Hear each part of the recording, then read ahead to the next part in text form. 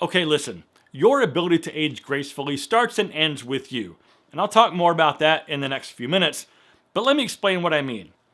Your attitude and your outlook on the future towards yourself, your family, and even strangers when nobody's looking determines what kind of person you truly are. And if you're cranky and pissed off at the world now in your 40s, what kind of person do you think you're going to be in your 60s? And think about it. Do you really want to be an old crotchety man waving your cane around at everyone that gets in your way? I don't think so. Okay, so let's dive into this a little more and stay with me because there's kind of a lot to unpack. If you act old, you'll feel old. Now, yes, I understand that a lot of people develop health issues the older they get, and I'm not unsympathetic towards that or towards those people.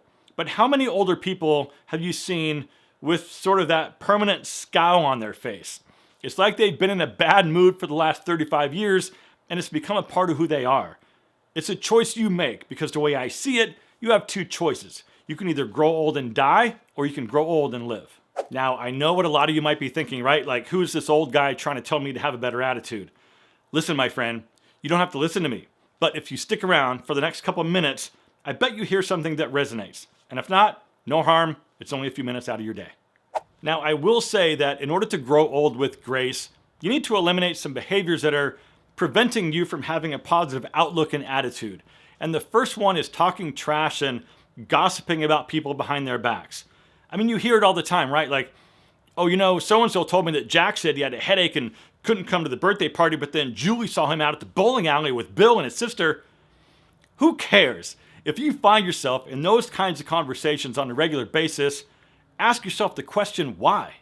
Now, I don't think this is the case, but maybe your life is so boring that other people's drama is the highlight of your week. But I'm here to tell you, it'll not only bring your attitude down, but if your friends are constantly talking trash about people you know, there's a very high probability that they're also talking trash about you behind your back, because that's what those kinds of people do. I talked a little bit about this a few weeks ago in the happiness video that I made, but being nice to other people is a lot more powerful than you might think.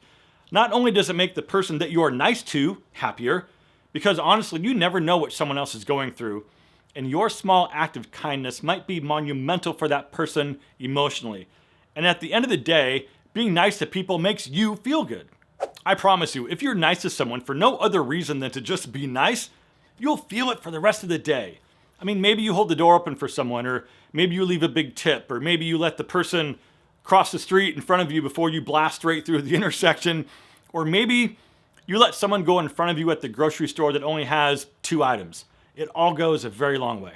And on the contrary, if you treat people badly just for your own machismo or to think that you're impressing someone, first, you're an asshole, and second, what happened to you that made you that way?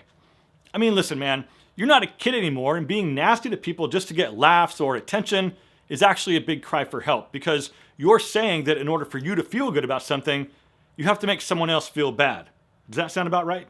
Now look, I'm not here trying to be the be-all, end-all, but the name of the game here is longevity, right? Because at some point in your life, the clock starts moving the other way. And if you've got some inner demons you've been fighting with, because we all have something, right? It might be worth your time to talk to someone. And a lot of you guys know my story about being at rock bottom. But if you don't, there's a link down below in the description to a video called I Lost Everything. Maybe go check that out after this one. I've been in the crapper, and I've come a very long way since then, and seeing a professional counselor is part of that reason. BetterHelp.com agreed to sponsor this video because we all need to talk to someone from time to time. And in my opinion, it's better to talk to someone who's not like family or a close friend, because number one, they're not a professional, and number two, your friend is too close to you to give you the type of counsel that you might actually need. Let me explain though. BetterHelp is not a crisis line, and it's not a self-help line. It's a professional counseling service that's done securely online.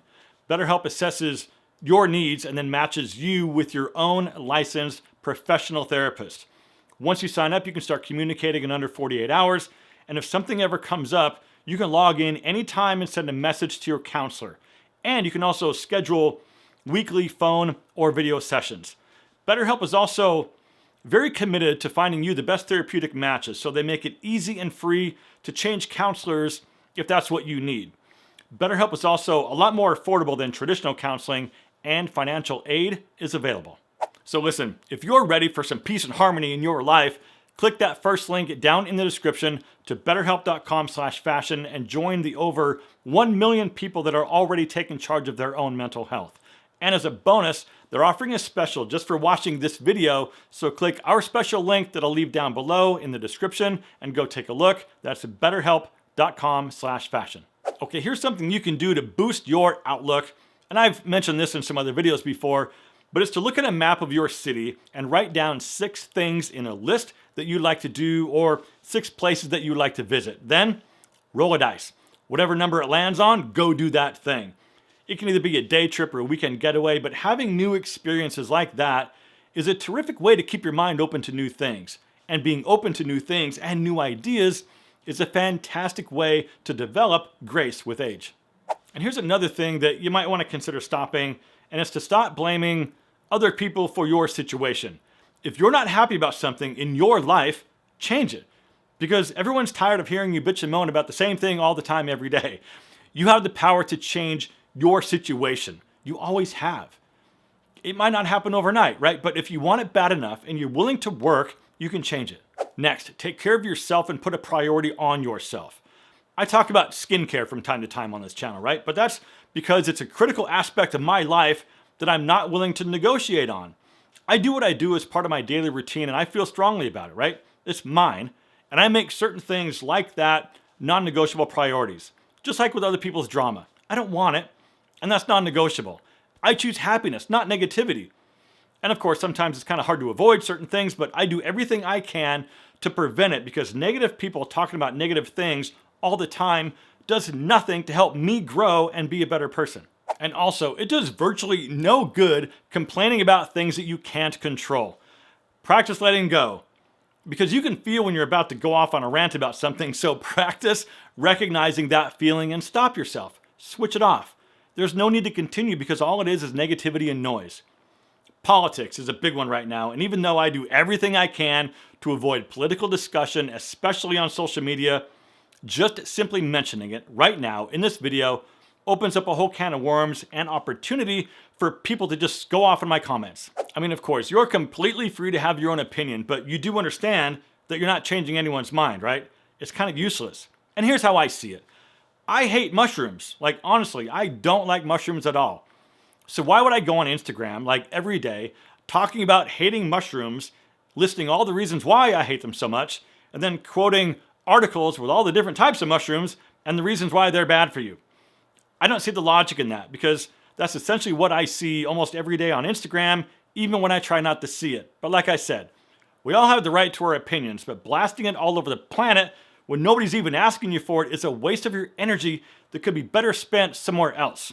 Maybe I need to listen to my own advice because that was a bit of a rant. But if you can't tell, I'm passionate about this stuff because I see people so pissed off all the time, and it makes me wonder why they're so mad and how miserable their lives must be. Where's the happiness? What brings these people joy? And why is it so hard for people to look on the bright side and stop complaining? Listen, you are a valuable human being, and I'd hate to see you waste your talent, your energy, and your enthusiasm on negativity, especially now that you're older and the clock is moving backwards. You have the power to age gracefully or stay where you are. Either way, I still appreciate you, especially if you made it this far in the video. And if you did, please hit the like button. And as always, my friends, thank you very much for watching. Live well, and I'll see you in the next one.